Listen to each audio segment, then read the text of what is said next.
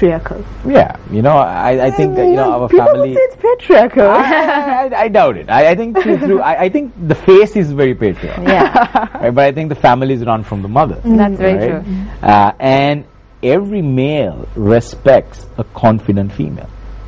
I am yet to meet someone who has said no to a very confident female. I've seen a lot of really powerful females in today's corporate sector, and they just command the floor. But that's just the mind, the mental state. But if you go in thinking like, look, there is a glass ceiling, maybe it could be gender inequality, it could be something else, you will always act like that, and eventually it will become a self-realization. It will be a self-fulfilling philosophy that will happen, and that will really limit you. So if you think it, you'll become it. If you think it, there will always be one. Okay. But if you are confident that you can break through it, then yes, it will take a lot of hard work. It will take a lot of a lot of work and a lot of commitment. But moreover, it's just that mental attitude that you need to have in order to spearhead and break the glass ceiling. So I'm going to veer off into a sort of a subtopic of what we've been speaking about so far. So we talk about the mental attitude and how you can prepare yourself mentally to overcome adversity as well. But let's talk about appearance as well when it comes to being the part and then looking the part as well. How important do you think that is when it comes to the entire package? I think it's very important. Very important. I think it's very important. Can you give us a percentage how important it is? I'm really interested in this right now. I would say probably 60 to 70%. What? Yeah. Because look, I'll tell you. Amaya, let's do the color coordination from today. Let's continue doing it. The principle is this, right? No one wants to hire an unsuccessful person. But how do you judge a person whether he's very or she's simple. There are two areas, right? One is your appearance and one is your knowledge. Okay. You can have the knowledge, but if you don't look the part, you'll still look unsuccessful. If you look the part and if you don't have the knowledge, you'll still look unsuccessful. I mean, how do we judge people? We don't judge people by their knowledge, right? We judge people first by their appearance. That's true. Because that's the first thing that counts. Yeah. So you got to look successful. And what does this mean? It means taking care of yourself. It means investing in your clothes. It means, especially if you're in the corporate sector, there are additional. For example, if you're in the social welfare sector, then this doesn't count. But if you're in the corporate sector, you got to look, smell, feel like $1,000,000. Wow. Right? And what happens? Go for all of the senses. Yeah, Go for all of the senses.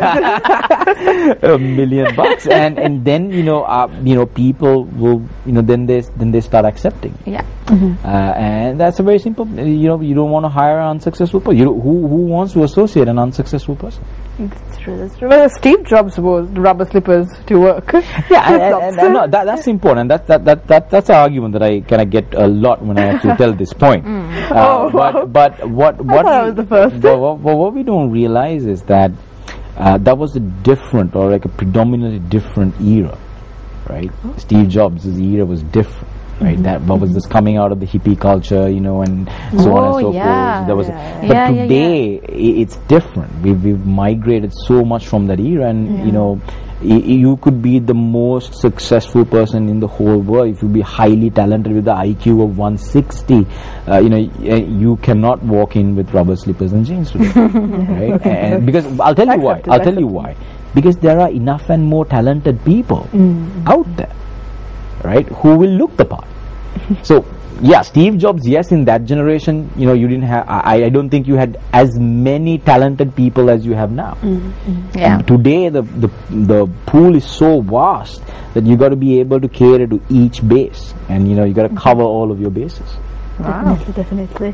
And then you don't really have to deal with the stigma as well. Yeah, when it comes with you just look the part, you tick all the boxes. That's right. Then you're what I always say is, if you want to look different, do it after you become successful. That's fine. Go for it. Go for it then. But till then, if you're, I'm focusing purely on like a corporate vertical, right? But if you are an entrepreneur, you want to do something different, that's fine. Yeah. But if you are one of those many people who have to now survive in a corporate environment, then you got to look the part.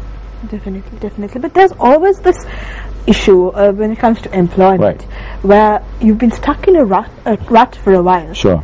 And it's a cycle where you haven't had a job for, let's say, 6 months, and then you apply for employment, and then they ask you, why have you been unemployed for 6 months? And they take that as a reason to not employ you once again. It's a continuing cycle, which really does happen to people, and I personally know someone who's going through something like that at the moment as well, where you just can't get a break. And how do you get out of that rut? I would not hire someone who's been doing nothing for 6 months. I wouldn't hire. Doing nothing, absolutely nothing. Because at the end of the day, right, it's not the fact that you didn't have a job for 6 months. It's about what you did with that free time. So if you could show me that you've done A, B, C, D, you've got that, you did a bit of social work, you did a bit of research, you did maybe contributed to an online blog, and if you show me that you've used your time productively, yes, of course I'd hire you. But companies would never hire someone who's done absolutely nothing for 6 months.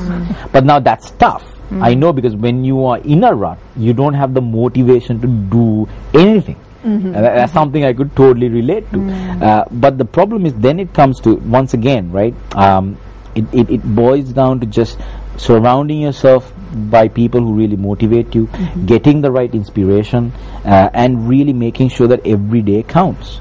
Definitely. All right, so we hope that you make this day count and the days of the rest of the year as well count, because listening to you, Dananjaya, it's really inspirational. It isn't. I mean, it's a very cliche, but we keep saying inspirational. It really is. I feel motivated now, and I feel happy with where I am. And challenged as well. And challenged as well. At the same time. To be a little bit more practical than you are, in my case. Alright, so thank you so much for being with us, and I'm sure that all our viewers will really gain something special from today's program. And I'm sure you'll be back. Thank you very much. And I've had an amazing time with both of you. And just probably one more story to go over. Is that all right? Okay, great. I could still remember I used to have a schoolmaster who used to have this plaque in Latin. Said per ardua ad astra, which means through difficulty to the stars. Wow. So per ardua ad astra. That's right. I said that correctly. Reach out to the stars today. Do not give up on your dream. All of our viewers as well. We hope that you've been really motivated by this program, and you really take something back and apply it to your lives just a little bit, and maybe you'll see a big change in your lives as well. So that's it from Anu and I. Anu, I think it's time for us to sign off. So we'll be seeing you again tomorrow as well on another great episode of Good Morning Sri Lanka. Till then, take care and have a great day.